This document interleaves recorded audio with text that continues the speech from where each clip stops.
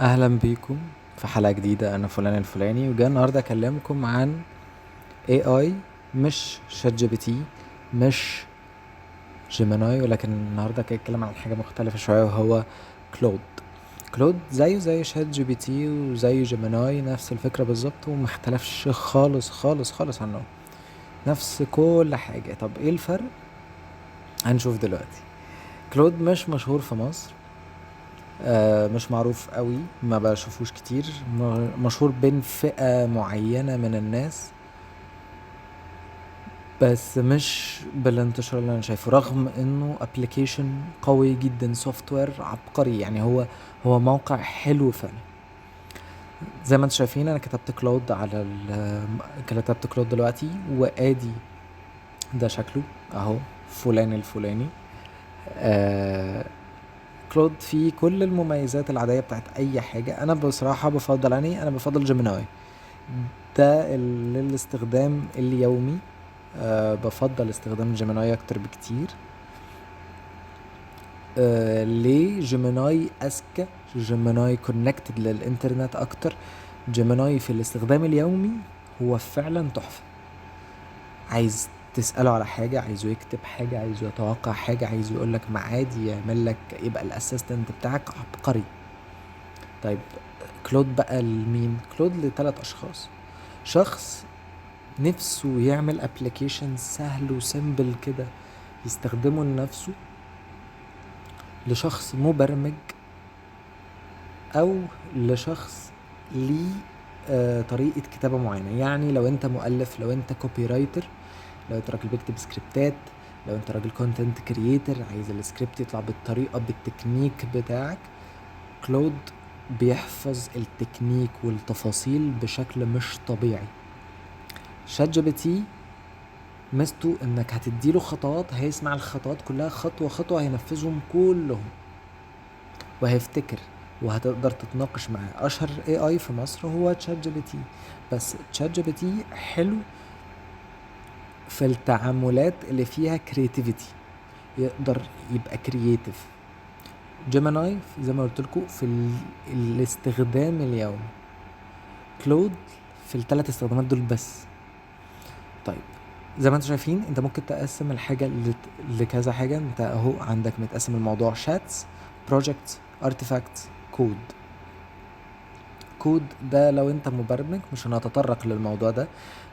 كلود معروفة بالنقطة دي، مش محتاج، يعني مش محتاجاني ان انا اخش واقول يا جماعة استخدموا كلود لو انتم مبرمجين. كل المبرمجين في مصر بيستخدموها. طيب بيستخدموها في ايه للي ما يعرفش؟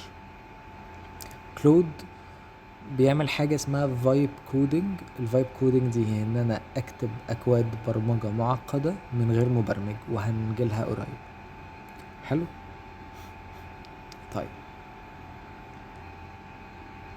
طيب ايه الفرق بينه وبين جيميناي وبين شات جي بي تي؟ فدلوقتي مش هنتطرق لنقطة هو كبرمجة، نقطة ان انت ممكن تديله حاجة يحفظها، يوز ستايل اهي. فانت عايزه يتعلم بطريقة معينة، عايزه يفهم بطريقة معينة. هو مشكلته ان هو النسخة المجانية منه مش زي جيميناي. جيميناي في النسخة المجانية احلى بكتير. شات جي بي تي نص نص. كلود مش احسن حاجة، يعني مش هتطلع منه صور، مش هتطلع منه فيديوهات، مش هيقدر يقرا الكلام ده قوي. انا بصراحة جاي النهاردة لسبب واحد، اتكلم عن ده. شايفين ده؟ انا جاي اتكلم عن ده. ارتفاكتس. يعني ايه ارتفاكتس؟ زي ما قلت لك، تقدر تخلي كلود بحكم انه اشطر سوفت وير او اشطر اي اي بيتكلم برمجة، فتقدر تيجي من هنا تدوس نيو ارتفاكت. انا عايز اعمل ايه؟ عايز اعمل ابلكيشن. عايزه يبقى عن ايه؟ عايزه يبقى موقع، عايز يبقى له علاقة بالفايلات، عايزه يبقى لعبة، هي أداة productivity، عايزه يبقى كرييتيف، حاجة بقى خيالية، عايز تبدأ من الصفر بقى وحاجة جديدة، توبيك جديدة. فأنا مثلا عايزه يبقى زي ما انتم شايفين تحت، أنا بستخدم نوشن، فأنا عايزه يعمل لي ابلكيشن زي نوشن يتحط تحت خانة البرودكتيفيتي. وفي فيديو انتظروه قريب عن نوشن، هنتكلم عنه كتير لانه فعلا فرق في حياتي. طيب، فانا هنا هكتب له انا عايز ابلكيشن زي نوشن بالظبط،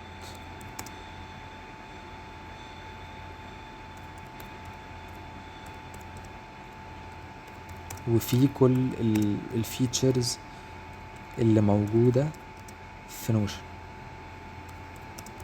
ليه؟ تمام، اقوم دايس اوكي. انا عايز اوريكم الابهار اللي هيحصل دلوقتي، وهبوز وارجع لكم وتشوفوا الفرق. يعني هو بس اول ما يبدأ برمجة هوريكم، بس هو يقعد يسألني شوية اسئلة تاني، انت عايز الفيتشرز دي الحاجات، ايه الحاجات اللي اقدر ابنيها، ايه الحاجات اللي ما اقدرش ابنيها. يعني انا ما اقدرش اعمل اي بي اي انتجريشن، دي حاجه انا اول مره اعرفها. ما اقدرش اعمل تمبلتس، ما اقدرش اعمل اي اي فيتشرز، ما اقدرش احط فايل ابلود او اتاتشمنت، ما اقدرش اعمل ريل تايم كولابوريشن. الحاجات دي مهمه، بس دي تو كومبلكس، فالخطة المجانية ممكن ما تشملهاش. ممكن تستخدم كلود كود عشان يقدر يعملها، انما كلود الاساسي، كلود هو ويب سايت جواه الموديل اللي هو اسمه سونيت. في اوبس ده يقدر يشيل بقى الحاجات المعقدة دي اكتر، انما سونيت ده السهل البسيط اللذيذ. فتمام، انت عايز الكلام ده، بس انا اقدر اعمل ايه؟ اقدر اعمل لك كل الحاجات التانية. تمام، اقول له تمام، يس فاين. هيبدأ فيه دلوقتي، ممكن يسألني أسئلة تانية برضه معرفش، حابب أشوف معاكم. بس هي دي الفكرة، هو أهو يقدر يعمل حاجات، ما بيقدرش يعمل حاجات، ولكنه بيساعد جدا. فكرة إنه يقدر أساسا يعمل الحاجات دي، دي حاجات معقدة وبتحتاج مبرمجين وبتحتاج سنين خبرة. أنا ما بقولكش إن أنت تستخدم كلود وتلغي دماغك، بس أنا عامة، أنا عن نفسي عامل ابلكيشن جوه كلود، جوه الاشتراك المجاني، بخلي انا برفع نوتس على جوجل جيميناي. باجي هنا وبرفع النوتس بتاعتي، انا بحب اخد نوتس بالورقه والقلم.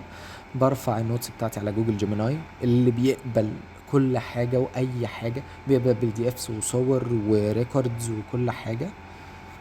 بقول له اكتبها لي، لخص لي الكلام ده، او خد الملخص وحوله لكتابه. بعد كده اقوم رايح على كلود، زي ما انتم شايفين. بصوا بصوا بدأ ازاي مبرمج، فجأة قلب مبرمج. تمام، بعد كده بروح لكلود في الابلكيشن اللي انا عامله، اقول له أه حول لي الكلام ده لحاجة اقدر للفورمات بتاع نوشن، لان الفورمات بتاع جيميناي مش شبه الفورمات بتاع نوشن. فزي ما انتم شايفين، فانا باخد الكلام من جيميناي لان الفورمات بتاع جيميناي مش شبه بتاع نوشن. فباخده، بقوم موديه هنا، عامل انا سوفت وير هنا. هو هنا بيجرب، بيحاول عادي، سيبوه ياخد وقته عادي. بس وبودي لي هنا بيعمل لي الفورمات بتاع نوشن، بخش على نوشن وبقوم ابلود الكلام ده. اوكي، هرجع لكم بعد ما اخلص، بعد ما يخلص ممكن ارجع لكم نشوف النتيجة النهائية سوا.